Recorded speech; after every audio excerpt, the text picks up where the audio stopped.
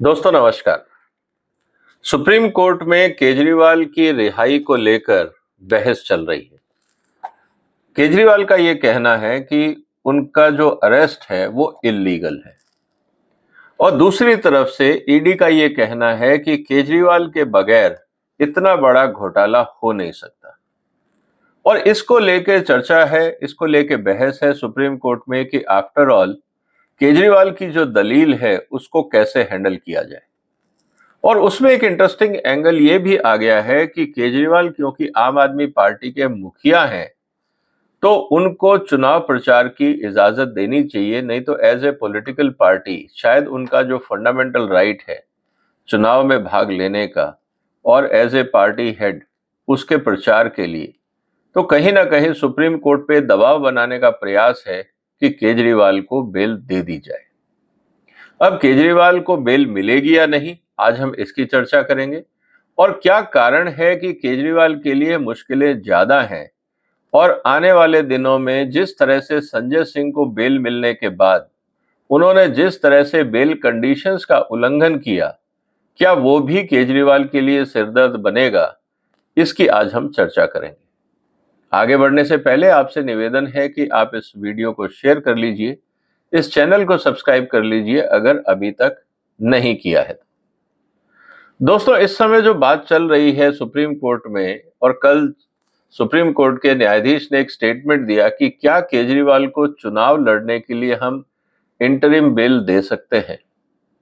अब सवाल इस बात का है कि पीएमएलए एक्ट के तहत जिसमें केजरीवाल को अरेस्ट किया गया है उसमें इंटरिम बेल का कोई प्रावधान नहीं है। दूसरी तरफ सवाल ये उठ रहा है कि संजय सिंह को तो बेल मिल गई, तो केजरीवाल को बेल क्यों नहीं मिल सकती। दोस्तों, दो तीन चीजों को समझना यह जरूरी है। सबसे पहले तो संजय सिंह आम आदमी पार्टी के नेता हैं और जो भ्रष्टाचार का पैसा संजय सिंह के घर पहुंचाया गया उसमें उनका जो कंट्रीब्यूशन रहा, उस पैसे को इकट्ठा करना, बंटवाना, जो भी उनका जो रोल रहा, उसके सारे एविडेंसेस और उसके सारे गवाह इस समय सीबीआई और ईडी के कब्जे में है। जो बयान लेने थे वो ले चुके और सीबीआई और ईडी ने ये कहा कि शायद अब हमें संजय सिंह की फिलहाल जरूरत नहीं है, लेकिन जब ट्रायल शुरू होगा, उनके जो गुनाह सामने आएंगे, उस बेस पे जब अदालत उनको सजा देगी तो वो कार्रवाई अपने आप आगे बढ़ेगी। दूसरी तरफ संजय सिंह को बेल मिली लेकिन मनीष सिसोदिया को बेल नहीं मिली। उसका कारण बहुत सिंपल है। जिस एक्साइज पॉलिसी के कारण यह घोटाला हुआ उसके मंत्री थे मनीष सिसोदिया।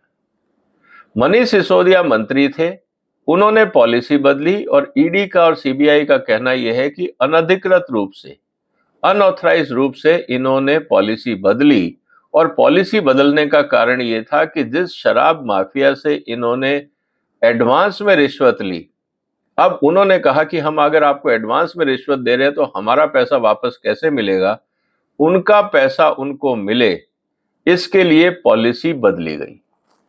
दूसरी तरफ क्योंकि ये पॉलिसी है कंज्यूमेबल आइटम की, जो शराब की बिक्री की, इसका मतलब ये है कि जब तक शराब की बिक्री दिल्ली में इस पॉलिसी के अधीन होती रहती, तब तक भ्रष्टाचार का पैसा इकट्ठा होता रहता और तब तक उसमें आम आदमी पार्टी, केजरीवाल, सिसोदिया, जो भी उनकी अंडरस्टैंडिंग थी, उनको लाइफ लॉन्ग ये रिश्वत का पैसा पहुंचता रहता। इसका मतलब ये है कि ये एवरग्रीन करप्शन स्कैंडल था। इस बात को भी हमें समझना होगा। लेकिन सबसे इंपॉर्टेंट बात क्या है कि क्योंकि कोई भी पॉलिसी बनती है तो उसमें कैबिनेट का अप्रूवल होता है, उसका एक पूरा प्रोसेस होता है, उस पर पूरी चर्चा होती है, मिनट्स ऑफ मीटिंग बनते हैं। लेकिन इस तरह की कोई प्रक्रिया का प्रावधान किसी भी फाइल में देखने को नहीं मिला। यहां तक कि जो क्रिटिकल डिसीजन थे, 5% से 12% का जो प्रॉफिट मार्जिन किया गया होलसेल व्यापारियों के लिए, वो डिसीजन किसका था, वो प्रपोजल किसने दिया, इसका ना तो कोई मिनट्स ऑफ मीटिंग है, ना कोई प्रपोजल है, ना कोई कैबिनेट नोट है। क्योंकि अगर वो होता तो ये जानकारी पॉलिसी बनने से पहले एलजी तक जाती, अधिकारियों तक जाती और शायद ये घपला हो ही नहीं पाता। लेकिन मनीष सिसोदिया ने बगैर इस प्रोसेस को फॉलो किए ये पॉलिसी का प्रपोजल दिया। इसीलिए सुप्रीम कोर्ट ने जब 30 अक्टूबर को अपना जजमेंट दिया था, उसमें ये कहा था कि 5% से 12% जो की गई है प्रॉफिट मार्जिन की लिमिट बढ़ाई गई है, उससे 338 करोड़ रुपए सामने दिखते हैं। और हो ना हो बाकी कंडीशंस हम माने या ना माने, लेकिन 338 करोड़ रुपए का घपला साफ साफ दिख रहा है, which is proceed of crime. तो ये बात तो सुप्रीम कोर्ट ने भी मानी। अब इसमें रोल आता है केजरीवाल का। अगर आप दिल्ली सरकार का ट्रांजैक्शन ऑफ बिजनेस रूल 1993 देखते हैं, जो राष्ट्रपति महोदय द्वारा लागू किया जाता है, अप्रूव किया जाता है, उसमें बहुत साफ लिखा है। अगर आप उसका पैराग्राफ नंबर 8 और 9 देखते हैं, उसमें कहा गया कि जो भी आइटम शेड्यूल में है, और शेड्यूल में 19 आइटम है, और उसमें ये बहुत क्लियरली है कि कोई नई पॉलिसी लाना या पुरानी पॉलिसी बदलना बगैर चीफ मिनिस्टर के पॉसिबल नहीं होगा। किसी भी तरह का जो टैरिफ है, चाहे वैट घटाना या बढ़ाना, एक्साइज घटाना या बढ़ाना, किसी भी तरह की पॉलिसी रिफॉर्म जिसका रेवेन्यू इम्प्लीकेशन होता हो, वो बगैर चीफ मिनिस्टर के कंसेंट के बन ही नहीं सकती। इसका मतलब ये है कि जितने घपले हुए हैं एक्साइज पॉलिसी के नाम पे, उसमें केजरीवाल की मुख्य भूमिका है, क्योंकि वो अपने आप में चीफ मिनिस्टर है। तो एक तरफ रिश्वत के पैसे की जनरेशन कैसे हो, उगाई कैसे हो, कलेक्शन कैसे हो, ये पूरा जो मास्टर प्लान था, इसमें केजरीवाल और सिसोदिया की अहम भूमिका थी, और संजय सिंह उसमें एक फैसिलिटेटर थे। ये बात हमारे सामने आज क्लियर है। लेकिन केजरीवाल पे एक और आरोप है कि जो पैसा आया वो चुनाव में लगाया आम आदमी पार्टी ने, और आम आदमी पार्टी के जो कैंडिडेट इलेक्शन में खड़े हुए, उन्होंने ये कहा कि हमें पार्टी की तरफ से कैश मिला था। जो उनके वेंडर्स थे, उन्होंने कहा कि हाँ, हमें भी कैश मिला था। हवाला कारोबारी जिन्होंने कैश ट्रांसफर किया, उन्होंने भी बयान दे दिए कि हाँ, हमने कैश ट्रांसफर किया है, और आम आदमी पार्टी के लोगों को किया है। तो जब ये सारे आंकड़े सामने आ गए, तो अब केजरीवाल का ये कहना कि हमें नहीं पता पैसा कहां से आया और कहां गया, क्योंकि कोई पैसा मिला ही नहीं। दूसरी तरफ ये बात तो क्लियर है कि आम आदमी पार्टी ने पंजाब में, गुजरात में और गोवा में चुनाव पे खर्च किया। जब यही सवाल आम आदमी पार्टी के ट्रेजरर, जो दूसरे राज्यसभा मेंबर हैं, एनडी गुप्ता, जब उनसे ये पूछा गया, तो उन्होंने कहा, देखिए, कोई भी ऐसी मीटिंग नहीं हुई कि कितना पैसा आया या कहां गया, किसने किसको कितना पैसा दिया, इसका मेरे पास कोई ऑफिशियल रिकॉर्ड नहीं है, क्योंकि ये पार्टी फंड में नहीं आया, ये बाहर ही बाहर इस्तेमाल हुआ। इसका मतलब ये है कि जो करप्शन का पैसा जनरेट हुआ, उसको आम आदमी पार्टी ने बगैर किसी इंटरनल प्रोसेस को फॉलो किए उस प्रोसीड ऑफ क्राइम को इस्तेमाल किया। इसका मतलब आम आदमी पार्टी भी गुनहगार हो गई। और क्योंकि आम आदमी पार्टी के मुखिया केजरीवाल हैं, इसलिए केजरीवाल की भूमिका वहां पे भी संदिग्ध है।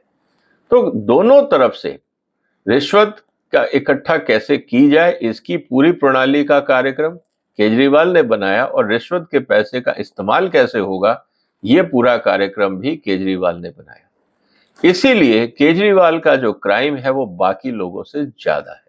पहली बात तो ये हमें समझनी होगी। दूसरा जो इंपॉर्टेंट मुद्दा सुप्रीम कोर्ट में आया, वो ये रहा कि इन्होंने बेल की एप्लीकेशन क्यों नहीं लगाई। ये क्यों कह रहे हैं कि अरेस्ट गलत है, और अभी ये चर्चा खत्म नहीं हुई है, मंगलवार को अभी चर्चाएं और होंगी। लेकिन इंपॉर्टेंट चीज ये है कि केजरीवाल ने बेल की एप्लीकेशन क्यों नहीं लगाई।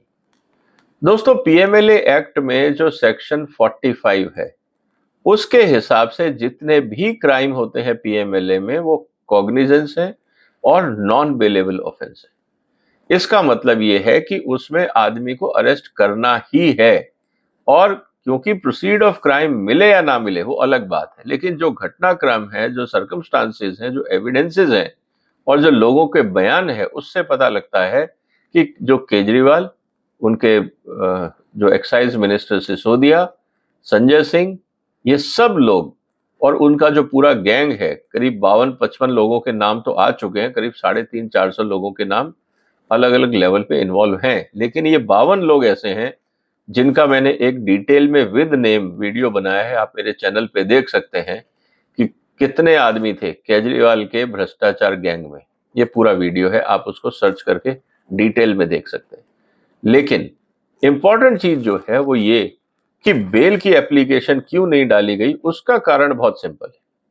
उसका कारण है कि जो कानून का प्रावधान है वो हमें समझना होगा, और आपकी जानकारी के लिए मैं उसकी व्याख्या आपको कर देता हूं। Section 45, offenses to be cognizable and non-bailable, notwithstanding anything contained in the criminal procedure code, जो नॉर्मल अपराधियों के लिए होता है। पीएमएलए एक्ट जो है वो तो भ्रष्टाचार और मनी लॉन्ड्रिंग का कानून है। No person accused of an offense shall be released on bail or on his own bond unless, किसी भी जो अपराधी को कोई भी अदालत बेल नहीं दे सकती, including supreme court, unless the public prosecutor has been given an opportunity to oppose the application for such release। जब तक जो पब्लिक प्रोसिक्यूटर है, मतलब ईडी की तरफ से जो अधिकारी या जो वकील वहां खड़े होंगे, जब तक वो उस बेल को अपोज नहीं करते, आप अपनी तरफ से नहीं उसको बेल दे पाएंगे, सुप्रीम कोर्ट भी नहीं दे पाएगा। जो अपोज करने का जस्टिफिकेशन तो सुप्रीम कोर्ट मांग सकता है। इसीलिए जो ईडी के वकील थे उनको सुप्रीम कोर्ट ने कहा कि अगली हियरिंग में आप ये जस्टिफाई करिए कि हम इनको बेल क्यों नहीं दे सकते, आपको क्या एप्रीहेंशन है। दूसरा इंपॉर्टेंट चीज क्या है, where the public prosecutor opposes the application, the court is satisfied that there are reasonable grounds for believing that he is not guilty of such offense and he is not likely to commit any offense while on bail। कहने का मतलब यह है कि अगर मान लीजिए public prosecutor ने अपोज किया और कोर्ट को लगता है कि नहीं ये तो बहुत शरीफ आदमी है, कुछ गड़बड़ नहीं करेगा, तो कोर्ट की अब ये जिम्मेवारी हो जाती है कि अब आपको ये गारंटी लेनी पड़ेगी एज ए जज कि जिसको आप बेल दे रहे हैं वो बाहर जाके दोबारा कोई उल्टे सीधे काम नहीं करेगा, बेल की कंडीशंस को वायलेट नहीं करेगा, एविडेंसेस को डिस्ट्रॉय नहीं करेगा, और सबसे इंपॉर्टेंट चीज है कि बाकी जो इस केस से संबंधित मुद्दे हैं उनसे छेड़खानी नहीं करेगा। अब सवाल इस बात का है दोस्तों कि इस बात की गारंटी कैसे लेंगे कोई भी जजेस, क्योंकि ऑलरेडी ये प्रूव हो चुका है 170 मोबाइल फोन इन्होंने तोड़े या डिस्ट्रॉय किए हैं या बदले, तो बहुत क्लियर है। जब पिछली बार सर्विसेज एक्ट को लेके जब केजरीवाल सरकार को रिलीफ दिया था तो रात को 2 बजे उन्होंने विजिलेंस डिपार्टमेंट में से फाइलें चुरवाई। अब ये एविडेंस भी सुप्रीम कोर्ट के सामने है। केजरीवाल का पूरा नेक्सस और उसके एविडेंसेस ईडी के पास है जो उन्होंने सामने रखे। मनीष सिसोदिया को ऑलरेडी सुप्रीम कोर्ट ने बेल रिजेक्ट करी, क्राइम सेम है, इश्यू सेम है, तो क्या मनीष, अगर केजरीवाल को बेल मिलती है तो फिर मनीष सिसोदिया को भी मिलेगी? ये मुद्दा इंपॉर्टेंट है। संजय सिंह को बेल दी, उन पे टर्म्स एंड कंडीशंस लगाई गई कि आप बाहर निकल के क्या क्या नहीं करोगे, उन्होंने बेल कंडीशंस का वायलेशन किया। तो संजय सिंह का जो एक्ट है, जो कंडक्ट है, उससे भी केजरीवाल की मुश्किलें बढ़ गई।